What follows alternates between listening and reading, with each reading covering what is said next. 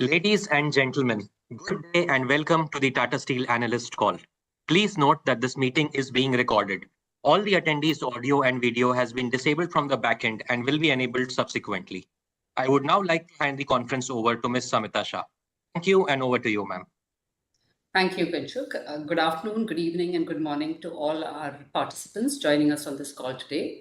On behalf of Tata Steel, I'm delighted to welcome you to this call where we will discuss our results for the third quarter of FY25. We have with us our CEO and Managing Director, Mr. T.V. Narendran, and our Executive Director and CFO, Mr. Koushik Chatterjee. And we will walk you through our results and answer any questions you may have over the next hour and a half. I hope you've had a chance to go through our results, which were declared yesterday, and there's a detailed presentation which has been uploaded on our website. Page 2 of that presentation has a disclaimer clause which will cover the entire proceedings today. Thank you again, and I will request Naren to make a few opening comments. Thank you. Thanks, Amita. Good morning, good afternoon to everyone. Good evening as well. During October-December quarter, the global steel prices were subdued across key regions. And in China, the steel prices stayed close to around $480 despite the stimulus measures. The construction market in China continued to be soft, leading to an export of more than 100 million tons during the calendar year. In fact, 111 million tons to be precise. And that was amongst the highest that China has ever exported in the past. The Indian steel demand continued to grow, but the momentum has eased and domestic prices remained under pressure due to cheap imports. The DGTR, the Director General of Trade Remedies, has initiated investigation to consider safeguard duty. And in 2024, several nations relied on trade measures such as anti-dumping duty to combat the impact of steel imports, particularly from China. This, along with the new US administration's inclination towards imposing tariffs, has a potential to regionalize steel trade flows with implications on prices. Moving to Tata Steel, our performance has been aided by the progress on our strategic initiatives. And in India, we commissioned the 5 million ton blast furnace at Kalinganagar, and this has aided the volume growth. In UK, the closure of the heavy end assets has begun to generate improvement in fixed costs and in emissions. India's crude steel production rose 6% year on year to 5.69 million tons for Tata Steel, and the new blast furnace at Kalinganagar produced around 0.56 million tons during the quarter. And presently, the phase 2, with TSK2, the blast furnace, the second blast furnace, is operating at around 8,500 tons per day, and the ramp up to rated capacity is progressing well. India's deliveries increased 8% year on year to 5.29 million tons. And amongst the business verticals, the automotive and special products volumes were aided by the growth in high-end products. Our retail brand, Tata Tiscon, achieved the best ever quarterly sales and grew over 20% year on year, while our cold roll brands for SMEs, Tata Steelium, was about 10% higher year on year. Customer centricity and value creation is paramount to us as we progress on achieving market leadership across chosen segments. And 75% of our steel sales to automotive is processed or ready to use. We have service centers and stockyards close to most of the major auto hubs, enabling close partnerships with key OEMs that drives technical support and product development. Our e-commerce platform, Ashiana, is designed for individual house builders, home builders, and we have more than 30 construction service centers across India to offer customized reinforcement products and solutions to the construction industry. At Kalinganagar, we have also commissioned the continuous annealing line of the cold rolling mill complex. And in Ludhiana, we've started receiving the equipment delivery for the 0.85 ton electric arc furnace-based operation and have also commenced on the civil works. Moving on to UK, we reconfigured the supply chain upon closure of the heavy end assets in September, and we are now servicing our customers by processing purchased substrate. This has led to significant reduction in our Port Talbot emission footprint as well as the overall fixed cost base. Our fixed cost per ton of deliveries has decreased by around 80 pounds per ton quarter on quarter, which has helped in improving the performance. In Netherlands, a drop in prices weighed on the performance despite decline in costs, and as a result, the overall profitability was affected. Koushik will elaborate on the same. At the same time, in Netherlands, we have produced about 1.75 million tons of hot metal, which means we are running at a 7 million ton hot metal production rate. We are committed to responsible growth, and multiple initiatives are underway across geographies to reduce emissions. Tata Steel became the first steel maker to introduce biochar in the blast furnace as a partial replacement for carbon-intensive fossil fuel like coal. Our ESG goals underpin broader focus areas, and we are committing to foster equality, diversity, and an inclusive workplace. We recently operationalized an all-women shift in one of our mines in India, and I'm happy to share that we've been recognized as a gold employer by the India World Workplace Equality Index for the 4th consecutive year. With that, I hand over to Kaushik for his comments. Thank you. Thank you, Naren, and good afternoon or good evening to all who have joined in. Let me begin with the consolidated performance provided in slide 24 of the presentation. The market conditions across geographies are similar to the condition that existed in the year 2015-16, when exports from China were at an elevated level of above 110 million tons, as you would have heard from Naren also. And these excessive exports obviously hurt the market structure of any of the other countries which import steel. For instance, in the last 12 months, the US and the EU steel prices have declined between 25% to 37%, and China's steel prices have been hovering around $450 to $500 per ton. All of this meant that there was a sustained pressure on spot spreads, which declined to multi-year lows. However, our progress on internally focused strategic initiatives has been evident in our performance. The consolidated revenue stood at 53,648 crores, and the EBITDA was at 5,994 crores. There was an FX revaluation impact due to the sharp depreciation of the euro of around 1,100 crores on intercompany loans which have been provided over time. Excluding the above, the EBITDA stood at about 7,155 crores, which translates to an EBITDA per ton of 9,263 and an increase of 30% over the last quarter. As the markets continue to be subdued, we have renewed our focus on cost reduction and efficiency measures across all geographies. Some benefits have started being visible, and we hope to continue to demonstrate more of it in the coming quarters.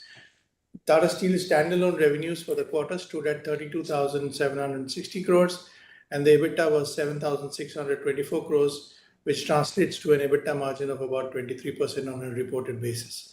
As provided on slide 30, the EBITDA on absolute basis improved by 13% or 1,227 rupees per ton on quarter-on-quarter basis. Higher volumes and optimization of costs more than offset the drop in the realization. I would like to elaborate a little bit more on the costs. The material cost declined by about 1,300 rupees per ton due to decline in the coking coal consumption cost and also the inventory build of 156 KT during the quarter. The fourth quarter is typically a seasonally strong quarter, and hence there is usually a slight uptick in inventory at the end of the third quarter. And we also had a higher production upon commissioning of the second blast furnace in Kalinganagar. Conversion costs, excluding the royalty, declined by about 1,678 rupees per ton, primarily on account of lower employee benefit, freight, handling, and other costs. Total costs have improved by about 2,700 rupees per ton, helping to more than offset the drop in realization to the tune of about 1,500 rupees per ton. I would like to now mention a few comments on our subsidiary, the Neelachal Ispat Nigam Limited. As you are aware, we had acquired NINL about 2.5 years ago in 2022. The plant was closed for 2 years at the time of the acquisition, with some imbalance in the asset configuration. As part of our long product portfolio, NINL's operating performance has met all the operating targets in terms of costs and efficiencies. It is operating at rated capacity, and in October to December quarter, the EBITDA margin improved from 13% in second quarter to 20% in the third quarter on account of a rise in volumes of about 17%. And an outcome of cost efficiency through reduction in conversion costs, which is reduced by about 3,000 rupees per ton quarter on quarter. The process of seeking the environment clearance for the expansion of NINL is currently underway. Coming to the European operations in the EU, as you are aware, the steel consuming sectors have been adversely impacted by subdued demand and high level of imports. In Netherlands, the raw material to steel price spreads have dipped to multi-year lows, with spreads including energy and carbon costs currently in the region of about 170 euros per ton. These spreads were last witnessed in 2016. The EBITDA for the quarter was neutral in third quarter. compared to a 22 million positive in the second quarter. The EBITDA per ton declined by about 15 pounds per ton on a quarter-on-quarter basis.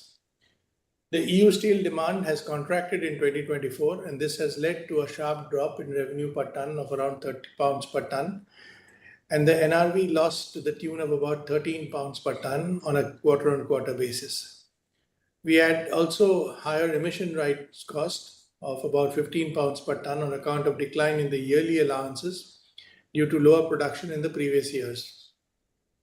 While this was partly offset by the decline in the power and fuel expenses by around 43 pounds per ton, the drop was less than the impact of realization, which has affected the margins. As mentioned during the Q2 earnings call, the transformation of the UK operations has begun. We have safely closed the heavy end assets while maintaining our footprint in the domestic market. Sourcing network has been established to successfully support our customers. Our fixed cost takeout programs are yielding results, with large part of the stated 100 pounds per ton improvement achieved in Q3. On an absolute basis, there has been improvement in fixed cost by about 70 million in Q3 compared to Q2. And for the 9-month period, the same was about 140 million pounds on a year-on-year basis. The improvement was majorly in relation to the maintenance costs, the employment cost, and the operating charges. In Q3, the Tata Steel UK EBITDA loss improved from a negative 147 in Q2 to about 67 million pounds in Q3. While the market dynamics meant the revenue per ton declined by 31 pounds per ton, this was more than offset by improvement in cost by about 146 pounds per ton, especially on the fixed cost side. There was also a drop of about 63 pounds per ton in emission right cost and freight handling charges. We expect to continue the optimization of fixed costs not only in the next quarter but in the year ahead too. There has been total redundancies, or the people who have left the company since March 24 was about 1,900 people, and we expect that more to live in the next quarters. I would like to now spend some time on our working capital management that has led to cash flow generation. We have taken a calibrated measure such as better inventory management, improved credit terms, looking at the blends and so on. For example, in India and in Netherlands, the raw material inventory has been reduced by about 3 to 5 days. All of this has resulted in cash flows released across all geographies and the net working capital of more than 4,000 crores in this quarter alone. Looking ahead, the ramp-up of Kalinganagar, as Naren mentioned, will help to improve the India cost profile, driven by fixed cost absorption and efficiencies of a newer plant. In the UK, we have placed equipment orders for about 3 million ton arc furnace and are targeting to commence civil construction in the month of July. In Netherlands, we are engaged with the government on potential support for the decarbonization project. With this, I'll end my comments and open the floor for questions. Thank you. We will now begin with the question and answer session. We will be taking questions on audio and chat. To join the audio questions queue, please mention your full name and email ID in the chat box. Kindly stick to a maximum of 2 questions per participant and rejoin the queue should you have a follow-up question. We will unmute your mic so that you can ask your question. To ask questions on chat, please type in your question along with your full name and email ID in the chat box. We will wait for a moment as the queue assembles.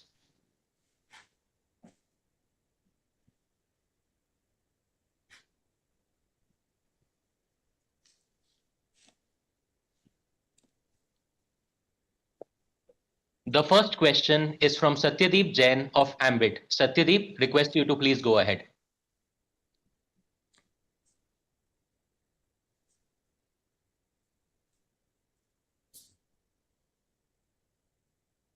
Can you hear me? Yes, loud. Hi. Naren, first question on Europe. One of the largest players in the region has talked about delaying decarbonization investments.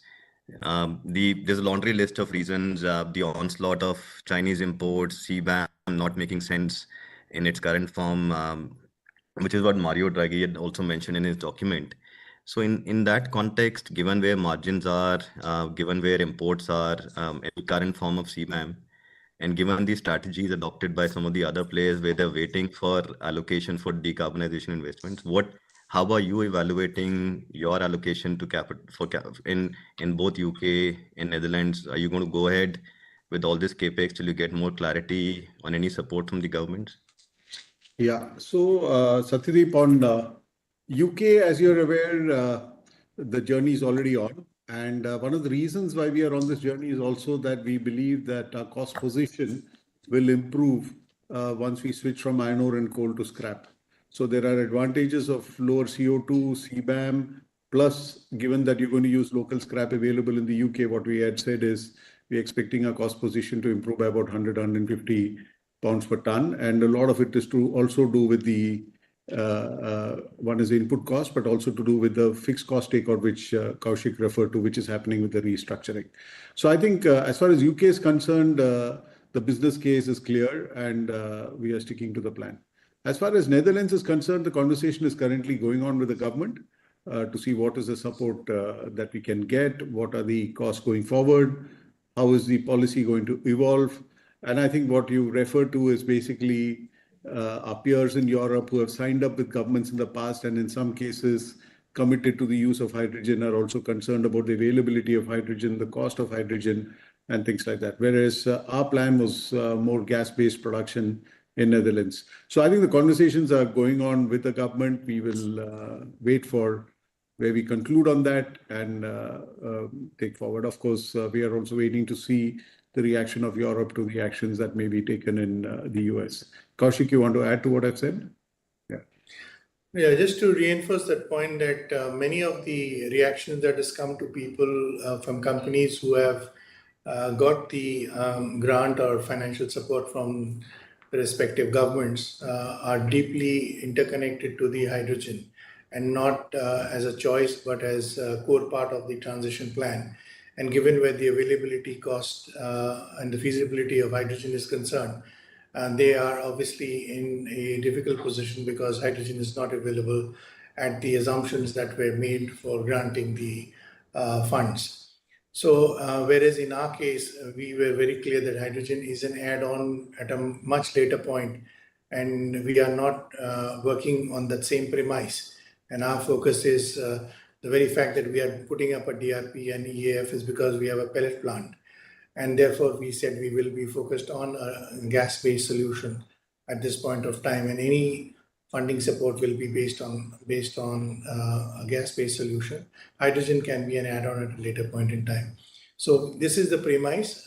We have some distance to go because we will have to go through the entire approval process. We are in deep discussion, and we're getting to the stage where we will get more clarity over the next 4 or 5 months. And at that point of time, the final investment decision will be taken. So I think it is some distance to get the full clarity. I know what you're saying in terms of what our peers have indicated, but it's not one reason. There are multiple reasons for doing that. I wanted to follow up on that final investment decision. It's only 5-6 months from now. Let's say if the demand and pricing doesn't change, would that decision be contingent on how the demand is around that time, demand and pricing? Would you wait for? So I think Go ahead. Whenever we take that FID call, obviously there has to be a business case for it, right? Not only from our side, the government, before they put in taxpayers' money, will also want to make sure that there's a business case for the money that they're putting in. So I think it will boil down to that. And obviously we will look at how things are going to be going forward. We should also keep in mind that in Europe, there is likely to be some supply side changes as well, right? Because it's not everyone who can transition. It depends on your ability to fund the support that you get from the governments. So it's not necessary that all the capacity that in Europe will make it to the other side. So we also need to look at what's going to happen on the supply side as much as what's going to happen on the demand side. Okay. Just last question.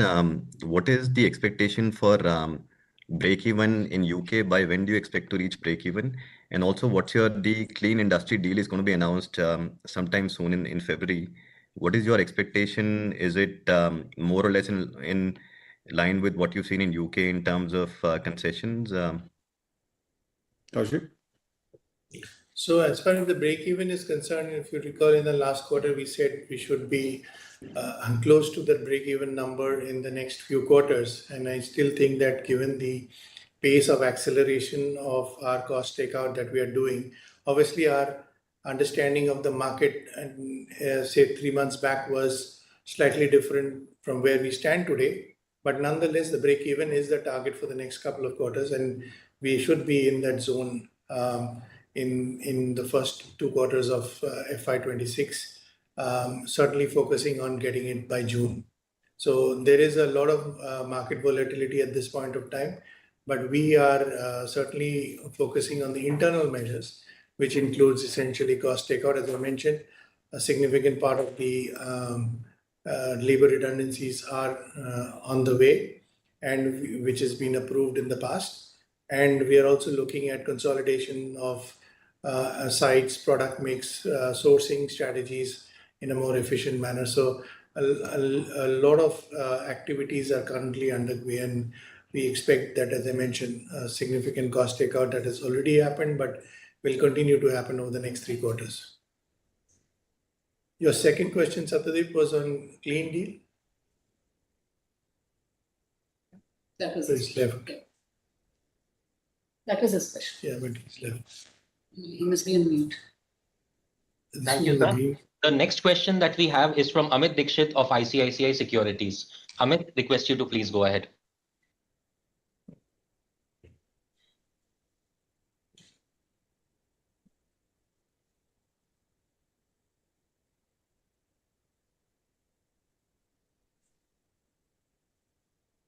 Amit, we are unable to hear you. We request you to please send in your question via chat or rejoin the queue.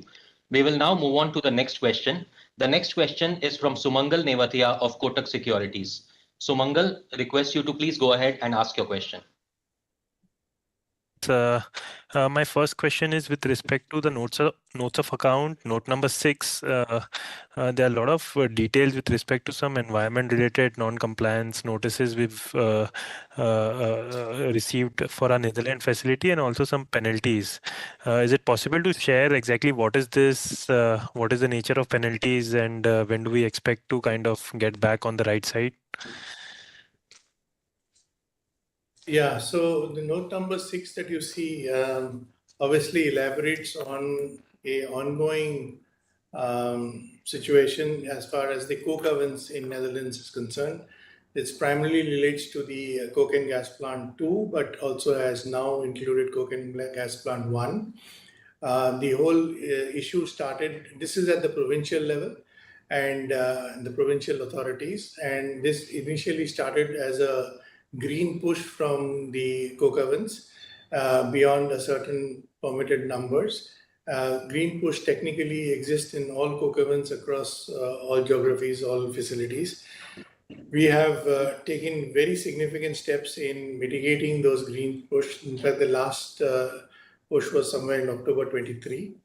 But the provincial government has now come back and is basically talking about stack emission standards and levels, and also a treatment of benzene, etc. And they have actually come about and talked about some kind of maybe opinions on maintenance, etc., which has been significantly high in Tata Steel Netherlands for years together.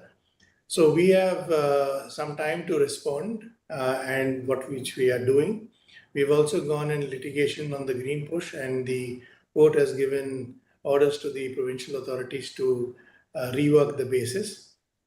This is also something which may go into litigation. Our basic point is the coke and gas plant 2, as part of the decarbonization, would be voluntarily be closed sometimes more towards 2029.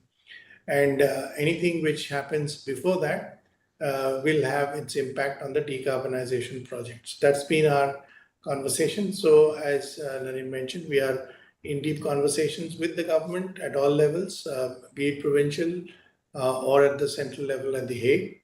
And we expect that we will resolve this in one way or the other, either through the dialogues and explaining the technical basis of the performance of the coke and gas plants 1 and 2, or on the basis of the appeals and objections that we have already filed and be soon to be filed at the appropriate legal recourse. So it's a comprehensive approach, because this is part of the solution for the decarbonization also. And the standards that are expected are higher than the regulatory standards. And therefore, these are beyond the regulatory norms that exist. And therefore, but even then, in the interest of the inclusive way of managing the business along with the community, we have set standards to improve them, and these require the investments that we are planning for the decarbonization. Got it. Kaushik, in case we don't reach to these levels, I mean, what sort of financial impact are we looking at for next 3-4 years on an annual basis? So I think it's still early days to talk about it. So Mangal, I think there are many recourses, so it can't be switched off on the fly. There has to be an appropriate notice period, and I think that notice period will stretch out the period that we are ourselves talking about up to 2029. But there are other recourses, including the legal recourse that we will opt for in case we don't have a bilateral solution to this. And we are improving our own standards beyond, as I said, these are all beyond the minimum regulatory standards that are set. So this is additional to that. Some of it is also technically infeasible, and some of it which we are exploring options and ways in which we can manage. Understood. My second question is on overall prices and cost movement guidance, which we usually give. So if maybe Naren can help us with that with respect to India, Netherlands, UK, all three on the realization, NSR, and then on cost. Sure. So, Sumangal, on the realizations, we are saying in India, it will quarter on quarter should be flat. Unless there's something very significant in the budget or on safeguards which comes immediately, then there should be an upside. But otherwise, at the minimum, we see it should be flat. In terms of costs, as far as India is concerned, the coking coal costs are expected to be over $10 per ton lower in Q4 compared to Q3. In terms of UK, the realizations in UK and Netherlands, there will be a drop simply because there are annual contracts which come up for renewal at the end of the calendar year. So we've got an increase in packaging, steel supplies to packaging, and there's a reduction in steel supplies to automotive. So the net impact in UK quarter on quarter is expected to be about £60 less per ton. And in Netherlands also similar level, Q4 lower than Q3. While at the same time, in terms of costs, we expect coking coal costs in Netherlands to be about $20 per ton lower in Q4 compared to Q3. In UK, that's not relevant because we've stopped the coke ovens and using the blast furnaces. In Netherlands, the iron ore consumption cost is expected to be about $3-4 lower Q4 compared to Q3. Understood. Just one follow-up on Netherlands. I mean, over the next, say, 1 year, is there any specific cost reduction, self-help measure should we expect to reflect in results, or from year on, the profitability, margins, etc., will be largely a matter of market factors? No, there are huge cost takeout plans in Netherlands. There's a lot of restructuring which is being planned along with the teams there because obviously the spreads have been pretty low. In fact, last quarter it was around 160, 170 euros per ton, which is lower than we've seen in a very, very long time. So we are not relying on the market to demonstrate improvements. I think we are going to focus on cost takeouts, both in terms of people costs as well as maintenance costs. There are opportunities there to improve. We've also done quite a bit of work on the blends that we use there in terms of coke ovens, etc. So there are lots of opportunities which there's a team working on. There's a transformation team in place in Netherlands to do a lot of this. So you will start seeing the impact of that going forward. I think some of it has already happened, but you will see impact of that going forward. So we are assuming, even if we assume fixed spreads, we are trying to see what is it that we can do to improve the performance. And we are expecting next year to have a better performance than this year for sure. Kaushik, you want to add to that? Yeah, no, just to say that the transformation program is focused on the productivity, on cost takeouts, both fixed and variable, efficiency, including availability of the mills in terms of benchmarks, and also optimizing the product mix. So it's not one magic bullet, but there are multiple of them. And I think it is also not a 1 year cost takeout program, it will be multi-year. So, but we will want to take as much advantage of that in the next year, and it will run into a couple of €100 million for sure. I think I want to add here that our first focus this year was to get the operations back on track. We had been around 6 million tons for the last few years. Of course, last year was even lower because of the blast furnace shutdown, whereas 7 million is what we think is the optimal level. So last quarter, we were at 1.75 million tons, which means we are at 7 million rate. So that's one lever which is in our control, which is the operating performance.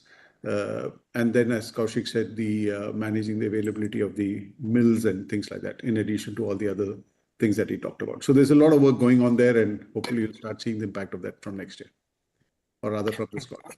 Yeah. Got it. Got it. Thank you so much and all the best. Yeah. Thanks. Thank you, sir. The next question is from Amit Murarka of Axis Capital.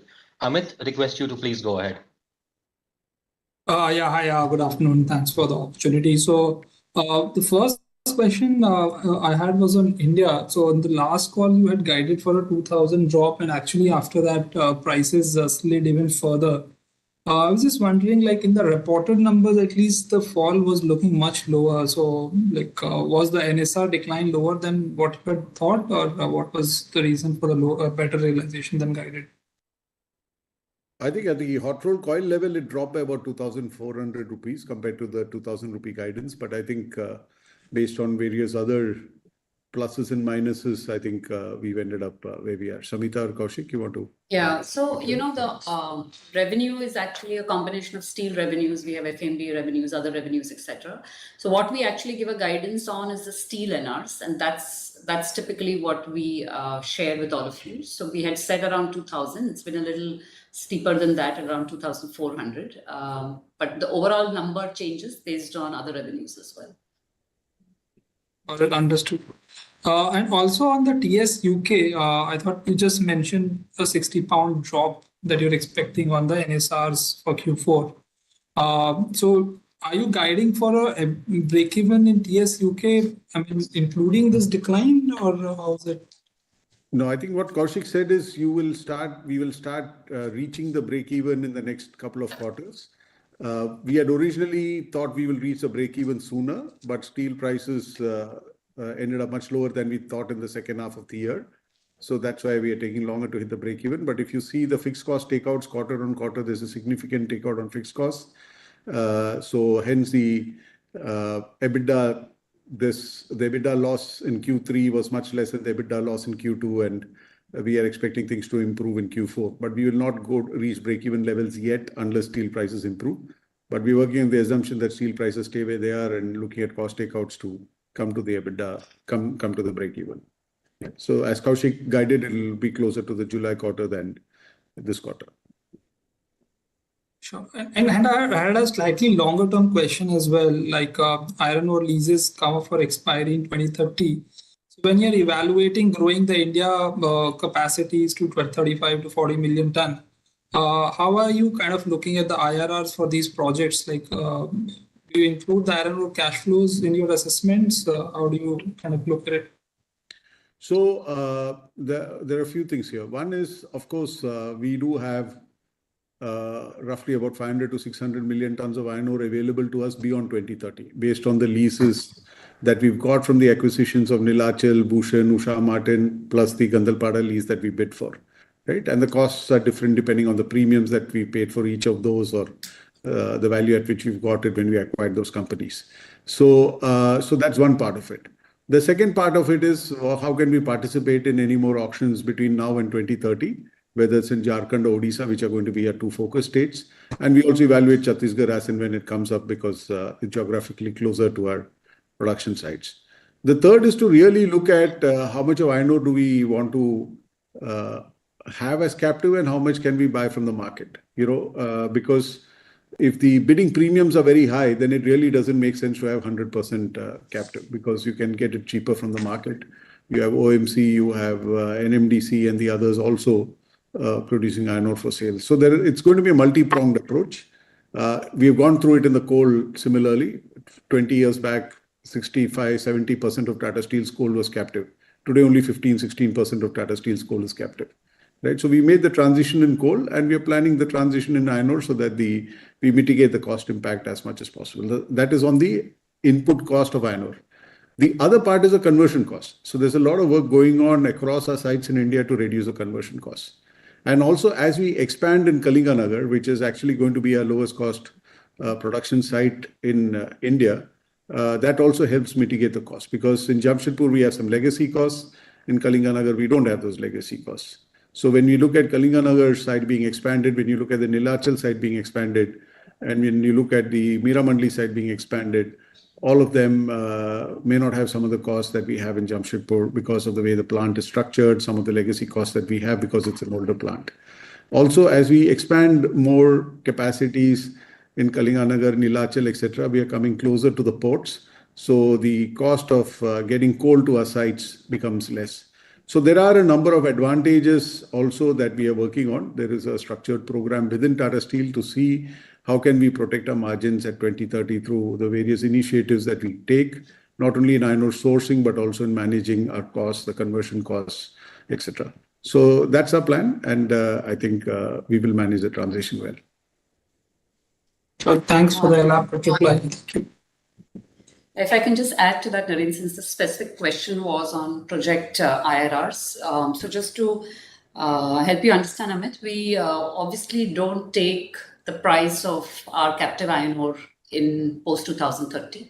So in all our IRR calculations, we take it at market price. And obviously projects with IRR are higher than our cost of capital. That is what we clear. So just for you to understand, we do consider post-2030 that it will be market price of iron.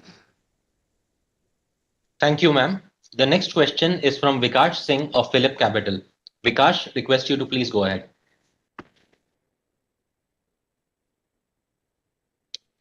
Hello, am I audible? Yes, please. Hi, sir. Thank you for the opportunity. So just wanted to understand our capital allocation policy. We are already spending in UK. We have big plans in India, and at some time in between, Netherlands would come into play also. Given our current high debt levels, so what would be our priorities, and can we delay the Netherlands capex considering we have some carbon credit left, and how does it affect the Netherlands cost of production? Yeah, Kaushik, you want to go for it?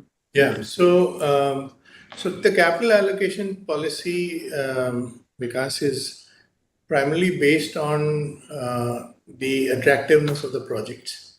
So as far as the UK is concerned, the level of bleed that we were having, plus the support of the government, made the case for if you take the grant along with it, the project itself has a very significantly high IRR.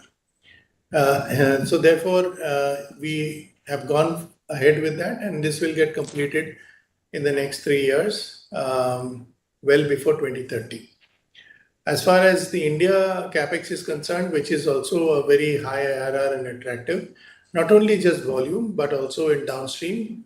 And we are currently, as we are speaking, apart from Kalinganagar, there are certain downstream projects which are also getting completed, like in long products, the Combi Mill project and so on. We will continue to focus on higher projects, both from a volume perspective as well as from a product mix perspective. If we take all of that into account, as we have said in the past, and I think both Naren and I have said, that the decarbonization project does not move forward without significant support from the government. And that is the basic premise on which we have worked in the UK, and we are working with the Netherlands. There is also an issue in relation to the permitting times that comes for any of these projects, which takes some time. So we are going to, as I said, the FID is still some time away, the negotiations with the government are currently on multiple things. So the exact time of actual cash outflow will depend based on the timings that we have to do. But it will be something we will take into account in our overall capital policy. And our debt levels, which are debt to EBITDA, if you net debt to EBITDA, if you see it, this quarter is about 3.3. It did increase. And with more and more volumes coming in out of India and UK going towards break even, and as Naren mentioned, a huge structural program being taken out of Netherlands, our intent is certainly to bring the debt level below 3. The range at which we should be comfortable with is somewhere around 2.75 for the growth, including the growth that we are talking about. So, but we live in a very cyclical world. So therefore, in great times, it looks to be almost like under 2, but in stress time when the EBITDA gets affected because of the prices or spreads, it tips over 3. So we are more focused around 2.75 levels and on a steady state basis. And that has been our focus. So our capital allocation is very clear that we will not want to have the growth at the cost of debt. The growth will be in the balance between our own internal capital as well as deleveraging as soon as we can start doing that. Given the prices at this point of time and the cash flows that comes in, it becomes very difficult to do that, especially since we are finishing off Kalinganagar. We have another couple of thousand crores to be spent in completing it in the next year. And by September of 2026, we would have completed Kalinganagar, and then the full benefit will start coming in. And these capex, whether it is the UK capex or Netherlands capex, does have its own time frame to consume. Especially Netherlands, I think, is clearly about a year and a half behind because the permitting time will also be built in before any capex is spent. So I think we calibrate the movements of growth and capex between India, Netherlands, UK in a manner where we can keep the priority on the balance sheet appropriately, correct? And of course, the internal measures on cost takeouts or working capital efficiencies only supplement these efforts. Understood, sir. And sir, our carbon credit benefit pending with the Netherlands, because if we get delayed, then how should we look at the cost of production post CBAM implementation in the Netherlands? So you see, the carbon credit continues. The free allowances will keep coming down over the years, but we had an issue of our Blast Furnace 6 delay in startup and therefore loss of production in 23-24, which is the reason there is a pickup time which will happen over the next year or so when the carbon credit the allowances will start coming back. But there is also a cost implication that we have to factor in. So I think it is balanced, and we typically have to buy a certain amount of credit, a certain amount of EU ETS. And I think the cost of production, once we get the allowances back, will come down, except for the net off effect on the free allowances. So there's an arithmetic behind it. Happy to do that offline with you. But effectively, there is a arithmetic based on which the free allowances keep coming and the offsetting impact that is happening. On CBAM is very simple. CBAM is the cost that the local players in Europe pay for the carbon is levelized or actualized for any imports that come in. So if, for example, the carbon cost is, say, 70 euros per ton, I'm just taking an example of a company which produces 2 tons of carbon per ton of crude steel. So the impact is about 140 euros. So anybody who's coming in from outside, there is a differential of the 2 tons in Europe versus whatever is the importing carbon coming in. So somebody who comes in, say 2.5. So there is a 0.5 into the carbon cost at that time. So that's the level at which the prices are expected to improve to be neutral to the higher carbon steel that is coming in. So that's the mechanism that will happen from 2026 onwards. We've already started the reporting process of any imported steel, but the tax will come in from 2026. So the general understanding or the view is that to the extent of people who pay the carbon tax, the domestic prices will improve or increase by that. It's an arithmetic, but that arithmetic shows that there is an increase in steel prices in EU that will happen. Understood, sir. And so, is the full benefit of pellet and CRM has been realized in the EBITDA in 3Q, or some is pending, which should come in the 4Q onwards? The pellet benefit should have come through. The cold rolling mill, while the cold rolling mill itself was commissioned, the continuous annealing line has just got commissioned in December. So the product mix will improve going forward. And in the next few months, the galvanizing line will also get commissioned, which is an auto galvanized, one of the very high-end lines in India. And that will also help the product mix. So the CRM product mix will keep improving. It has improved from HR to CR, but now from CR, it will go to annealed and galvanized. So you'll see the product mix impact flowing in over the next few months in India. Thank you, sir. The next question is from Ritesh Shah of Investec. Ritesh, request you to please go ahead. Thank you for the opportunity. Couple of questions. First, sir, what we pulled out from the last DGTR application surprisingly didn't mention Tata Steel in it. So I don't know what's the underlying reason. So wanted your take on that because the application went from India Steel Alliance and we are a part of it. So was it something I missed in the press release or something else to read from it? And secondly, what are the expectations on tariff, non-tariff measures? We do hear about tweaks on import duty, safeguards. How should we look into this and timelines? Yeah, so I think on the DGTR, we had submitted the data that they required. So I'm not really clear.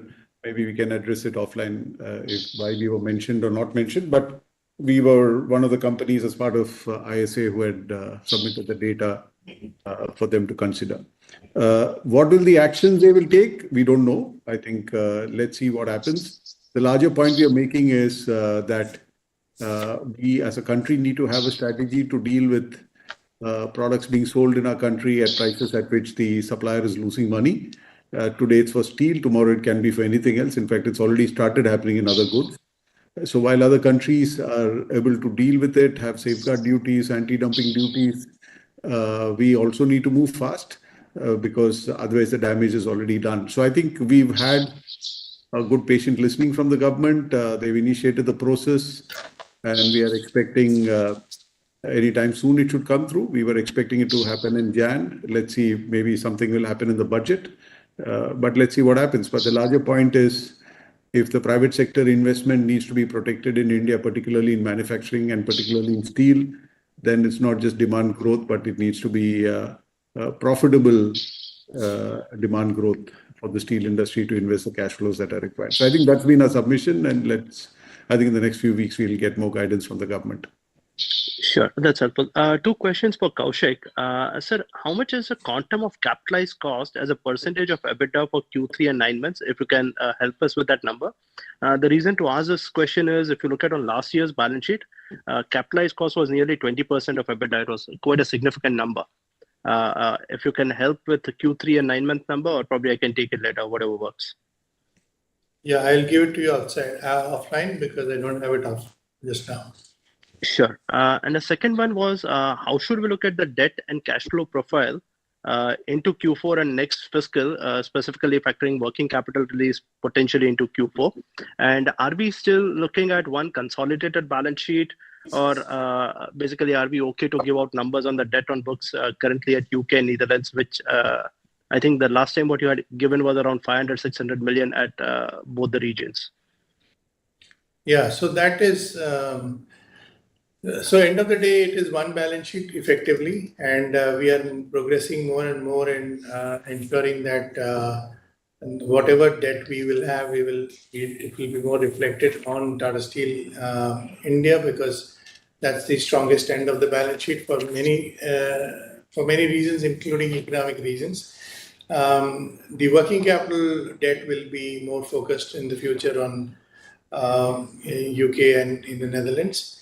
And if there are any project-related debts, for example, in future, if the decarbonization project has debt coming onto for the project, that will be reflected more on Netherlands balance sheet, which will be serviced by the Netherlands cash flows.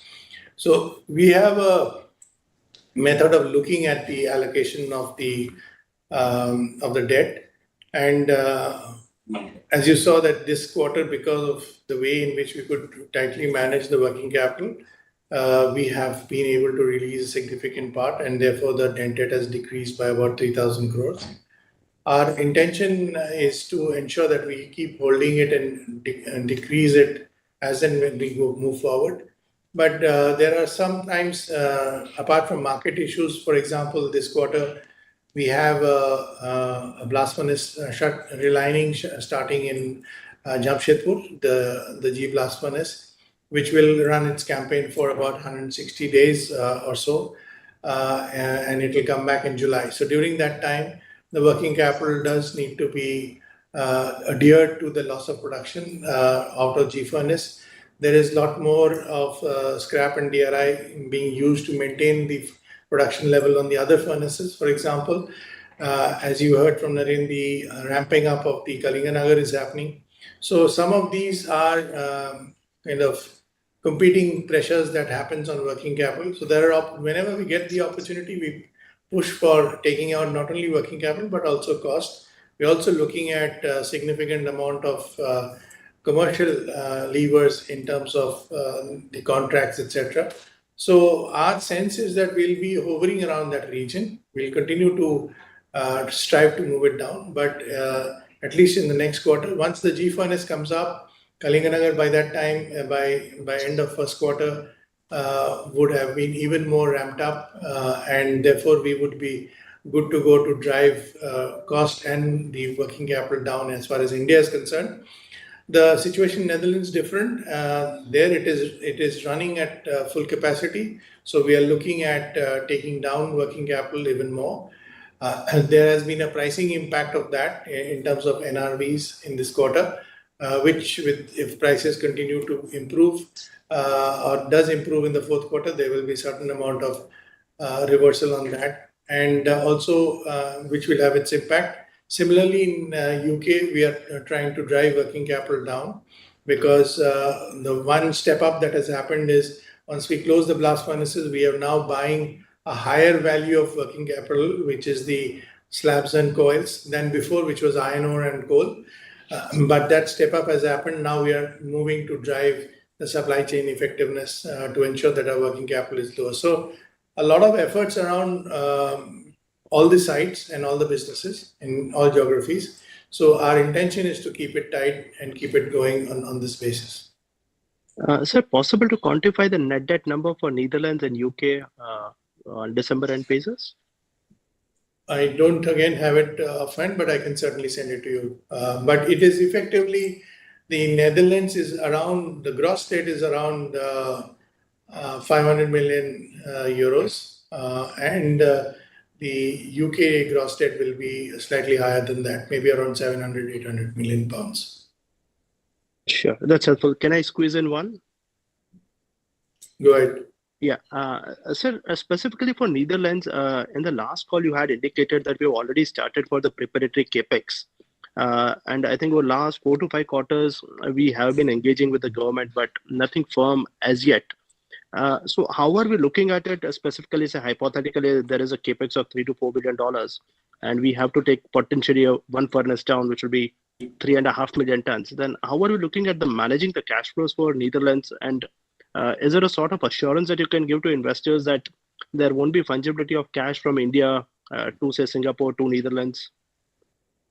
So let me articulate this a little bit differently. First is, we don't shut down the blast furnace like in the UK. See, UK blast furnaces had come to end of life. It was bleeding and therefore had increased our cost, and therefore we shut down, and that's a kind of clean slate project that is going on. In Netherlands, both the blast furnaces will run as we will be building the project. So the cash flows are not going to be impacted from that point of view.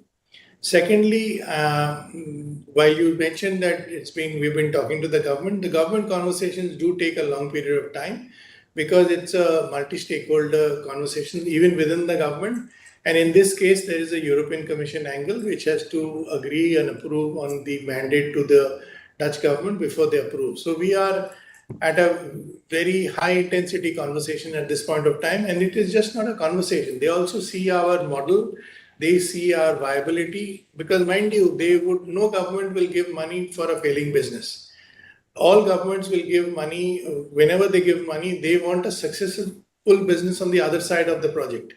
So I think there's a huge amount of due diligence that goes on. It happened in the UK, it is happening in the Netherlands, and that happens for any company which has got it. So therefore, as somebody questioned earlier, that people are going slow. The people are going slow because some of the assumptions are not fructifying or in the line of sight, like hydrogen, for example. Which is why we said we are slightly different, because we've not gone past the hydrogen route, we are on the natural gas path. So there's a lot of conversation, diligence, legalese, vetting that goes on as part of this conversation before a government says that, yes, we can give you, and what quantum we can give you, and what is your project delivery timelines, what it will mean, what will be the outcome, and how the company will perform post the project. All this is part of one. And therefore, it will not be that one certain morning, either Naren or I will stand up and say 1 billion will go from next month onwards. That's not how it works. And then when the project is done, there is a permitting process. There's a certain approval process on the ground. There's a preparatory time, and then the spend starts. And typically, the spend starts in a tandem manner. One gives 1 rupee, the other person will also give his share of their spend. So it is a calibrated spend that is happening even in the UK, just started to happen, because our spend was not there till about the start of this month. As we are going to spend, this will be the first quarter where the spend will be net off the grant. So the grants will typically come in the UK at 1 quarter lag. So it is, as you build, you will get the money as it comes. So these are elements which will happen, and I can assure you that cash flow certainty comes up along with the grant, and we have time and position and decision making to decide on when that capex will happen. Thank you, sir. The next question is from Indrajit Agarwal of CLSA. Indrajit, please go ahead. Hi, thank you for the opportunity. Most of my questions are answered. I just want to understand, can you quantify what would be the conversion cost differential between Kalinganagar phase 2 versus what we have currently over there? What kind of cost savings we can be looking forward when phase 2 is fully ramped up? I think last time we had given some numbers. I'm not remembering exactly what. Yeah. But basically, when you look at 3 million going to 8 million, there is certainly cost takeout, because you're not doubling the number of people. I think the number of people will be maybe 10-15% more in phase 2 than it was in phase 1, and you're getting 5 million additional facilities. Secondly, you're making better use of assets which are already built. Like you have one steel melt shop which is to produce 4 million, it will produce 8 million. Yeah, so things like that. One hot strip mill which is to produce 3 million will produce 6 million. So you have that kind of scaling up. I'm not remembering the number we gave last time, but we had, Samita, do you remember? Yeah. Yeah. So, Indrajit, as you know, we're really looking at this as a company. Really wouldn't want to give site-wise, but I think broadly you can sort of see the benefits which are coming and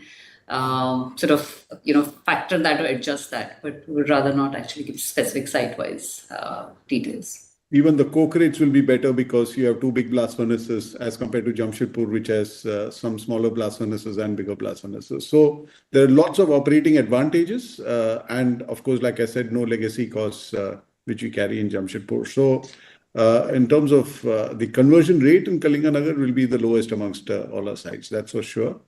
But as Samita said, we normally are not giving site-wise numbers. Yeah. Sure. Thank you. That's all from my side. Thank you, sir. The next question is from Ashish Kejriwal of Nuvama. Ashish, request you to go ahead. Yeah, hi. Good evening, everyone. Good evening. Sir, a couple of questions. Just a bookkeeping question. One, in our notes to accounts, it was mentioned around 1,410 crore of excess liability, which we have written back. So what was that liability? And I assume it is included in your adjusted EBITDA of 7,500 crore in standalone also. Ashish, that liability was related to past claims, those are no longer required. we continue to have a process whereby we continue to assess based on independent judicial basis. And once we no longer require it, we do an accounting release, or the reverse, we top it up. So that's part of the ongoing process, given the size and complexity of a company like Tata Steel.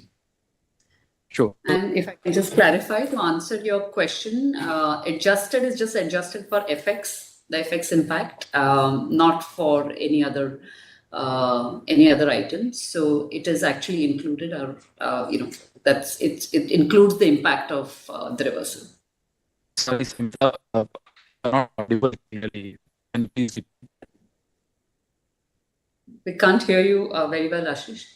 I think Ashish was saying you were not audible. I think probably the connection is an issue. Okay. Oh, okay. Yeah. Ashish, if you can hear me, I said when we talk about adjusted EBITDA, it is adjusted for the FX impact which we have on intercompany borrowings. So that's the only adjustment which is made in the EBITDA, not for any other item. Sure. So that means this 1400 crore is a net cash item which was reduced our other expenditure in this quarter. Non-cash Yeah. item which reduced our other expenses. And second question is, we are looking at the depreciation also. We have commissioned or capitalized our 5 million ton steel plant, but depreciation for, I don't know what happens, but for last 4-5 quarters remains almost same. So how to look into it? So the capitalization, you will see it more in March, because initial period when you ramp up till you reach a certain stage, you don't capitalize. So therefore, you don't see that kicker in the depreciation. From the first quarter of next year, you will see the impact of that depreciation. Okay. So second question is on post completion of our KPO expansion. When can we go ahead with an INL expansion, and will capex be much lower in FY26 compared to FY25? So I think So go ahead, Kaushik. Go ahead. No, so Nilachal, as I mentioned in my commentary, that we are going through a process on the environment and regulatory clearances. Once that is done, we normally do the FEL study, which is the front-end loading study for determining the capex. And these two getting done, then we go towards an investment case or investment decision for this. So that's something that we will bring to the board for the consideration in a few months from now. Once the first stage gate is actually the EC, because the EC is the longest lead item in this particular case. As far as capex for next year is concerned, the elements that will be there is certainly some part of the KPO expenses, the Kalinganagar expansion, which will about 3,000 crores of that will be there, along with the ancillary spends on that expansion. There is the blast furnace reline that is currently going on. So you will see that in the Q1 in particular, both Q4 and Q1, Q4 of this year and Q1 of next year. There's another relining that will happen towards the end of Q4.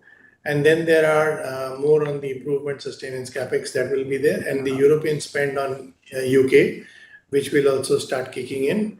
Not in its peak form, but at least it'll start kicking in, because one has to start giving the advances and start getting the mobilization on site, etc. So a 9 month spend on the UK will also be there. On the other hand, there will be a lot more rationalized cost on Netherlands to the sustenance level that is currently there. Kaushik, also Ludhiana will Yes, start. and sorry, my point.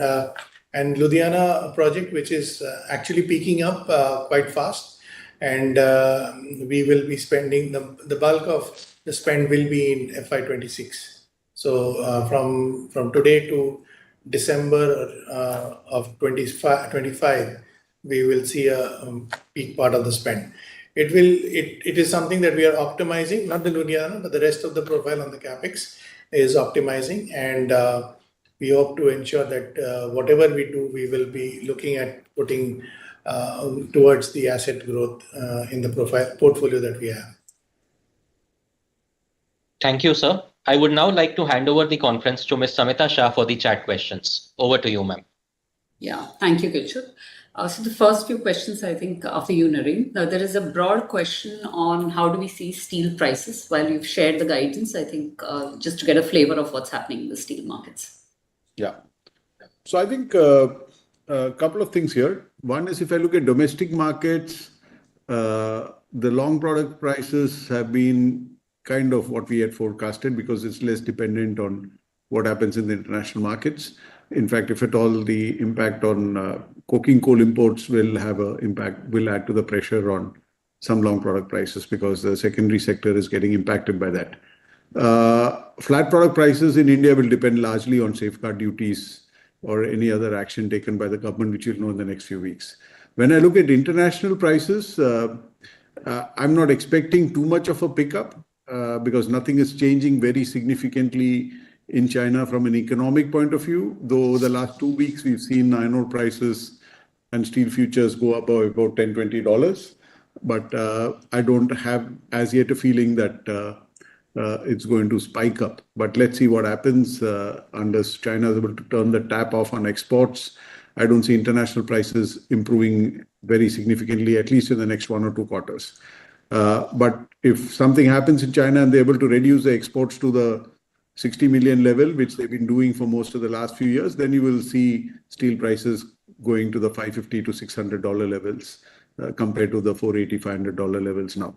But I don't see that action just yet. So I would so that's why most of our actions are assuming that steel prices stay around the levels that they are, and hence any improvements that we show will be more from additional volume or cost takeouts, right? And if there's steel prices move up, that's an upside to whatever we say.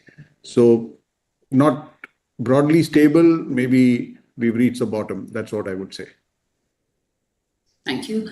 The second question, I think, comes from some of the comments I think we made earlier on the Kalinganagar ramp up. I think you had mentioned in the second quarter call that there were some issues to be resolved in the oxygen supply. So there are many questions about whether that has got resolved and whether that constraint is still there or Kalinganagar is ramping up post that. Yeah. So oxygen was an issue. The oxygen plant, which was to get commissioned in October, November, there were issues and it has now got commissioned. So in the first week of January, we pretty much come to the levels that we wanted to. So the oxygen issue is behind us. I think now we're waiting for the steel melt shop facilities to get commissioned. So that will happen in March. One of it will happen in March and the other in September. So normally when you do commissioning activities in a large steel plant, there's a moving bottleneck, and so we need to deal with these bottlenecks because it could be logistics, it could be oxygen, it could be, the downstream facilities, what have you. So that's where we are. But I think the blast furnace is doing fine. It's producing very stable at 8,500 tons a day. And we will ramp it up now to 10,000-11,000 and then take it to 13, which is the level at which we want to be. So I think we are going okay there. The oxygen issue is behind us. Thank you. The next question is on Sukinda, and this is saying that with the surrender of the mines, what do we plan to do with the furnaces, and what is our thinking actually about Sukinda as a business or FAMD as a business? Yeah, so the work is going on the surrender of the mine. We've got some of the permissions that we needed from the state government, but we are still going through the procedures. Once we surrender the mines, at least we won't have the MDPA pressures that we had, and there will be a better balance between our ability to produce chrome ore and the ability to convert them. So that brings the business to a better level of stability than we've had, and we won't have the pressures of MDPA and the penalty if you don't produce more that is required. So that's where it is, and we will continue to revisit this business and further optimize it going forward. But basically, we are trying to make sure that we don't have the losses that we had because of high MDPA production. Yeah, thank you. There is a question, or a few questions actually, on our capex growth in India. I think we've talked about it earlier as well, various projects, but just to have a sense of what is our thinking on that, and are we still on the same lines? Yeah. So as Kaushik said, the focus in the next 12 months will be more to complete Kalinganagar in all that And when I say Kalinganagar, it's not just Kalinganagar. There's money being spent on the raw materials. We are now increased iron ore production to 45 million tons. So all that is there. In addition to that, we will complete the Ludhiana project. I mean, at least a lot of the capex to the Ludhiana project will go on. So that'll be the focus in India. We will, in the next few months, go to the board with the Neelachal proposal. We've just had the public hearing a couple of months back. We are progressing on the EC. Similarly, we will do the Kalinganagar expansion plans also from 8 to 13, and the Bhushan plants, which is a Meramandi plant expansion from 5 to 6.5. So these are the three things we're working on, of which the first one. So in terms of adding capacity, Kalinganagar, which is getting completed now, Ludhiana, then Neelachal, then Kalinganagar, and the Meramandi plants. It will be in that order. So Neelachal is what will be ahead of the others after Ludhiana. Thank you. The next few questions are on Europe. So I think we answered about outlook on steel prices, but there is a question on what is the cash burn currently going on at Netherlands and UK, and when do we see the break even? So I think we've answered a bit of it, but maybe if you want to give some color then. Now so I think go ahead. Yeah. No, I think at this point of time, this quarter in particular, Netherlands generated positive cash flow. That in spite of the negative or neutral EBITDA that it had, the cash flows were positive on account of a very stringent working capital management. Next quarter also we want to continue to do the same. I think the impact of the transformation program will start flowing in from the first quarter of next year. And we are, for the full year next year, we will certainly try to ensure that we are cash flow positive. So the burn is, in this particular, if the question is about quarter three, the burn is actually not there. Thank you. The next question is on CAPEX and debt reduction plans. What is our CAPEX for FY26 and 27? I think it's a bit early to give guidance on that, but in light of all of this, what is our CAPEX thinking and debt reduction plans? I thought I explained fairly on that as far as the CAPEX priorities for next 12 months is concerned. The exact phasing and number we can do so in our May meeting. Yeah. As far as debt is also concerned, I think we've given the framework within which we are working on. Yeah. I think that is really covering most of the questions. There are some questions in terms of additional breakup, etc. So we'll see what we can do about that in terms of broad disclosures. But I think that ends. There were a lot of questions on the reversal, which I think we've addressed, so we will not take them. With that, I think we end the Q&A, and thank you again for all your questions, and we hope the clarifications help you understand our numbers better. Thank you, and we will connect again next time. Thank you. Thank you. Thank you, everyone. Thanks.